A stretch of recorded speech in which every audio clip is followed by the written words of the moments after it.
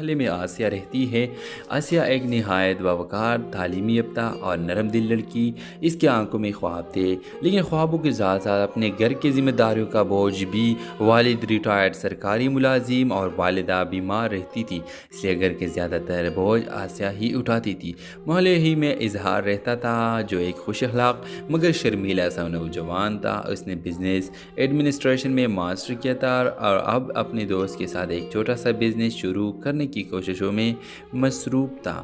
اظہار کی طبیعت میں سنجیدگی تھی، لیکن دل کے کسی کونے میں آسیہ کے لیے ایک نرم گوشہ میں موجود تھا، جو وقت کے ساتھ اور گہرا ہوتا جا رہا تھا۔ دونوں کی پہلی ملاقات برسوں پہلے محلے کے ایک شادی میں ہوئی تھی۔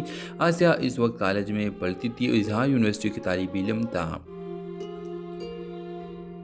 ویورز ان کی نظریں پہلی بار ملی تھی اور وہ لمحہ دونوں کے دلوں میں نقش ہو گیا تھا۔ وقت گزرتا گیا، لیکن اس پہلے ملاقات ان دونوں کے دلوں میں ایک خاموش تعلق پیدا کر دیا تھا۔ محلے کے لوگ اکثر دیکھا کرتے کہ اظہار کسی نہ کسی بہانے آسیہ کے گھر قریب کے سے گزرتا ہے۔ کبھی پانے والے نلکے کے پاس رکتا، کبھی دکان سے سودا لیتے ہوئے غیر ضروری وقت لگاتا۔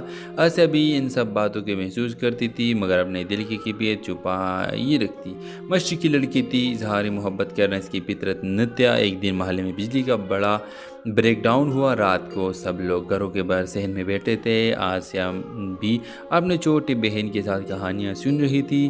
اچانک ہوا کا جھونکا آیا اور دیا بج گیا۔ اس اندھیرے میں اظہار کی آواز گونجی، آسیہ کیا تم مجھ سے ایک بات کا وعدہ کرو گی؟ آسیہ گھبرا گئی، اس نے نظریں جھکا لی اور نرمی سے کہا، کیسی بات؟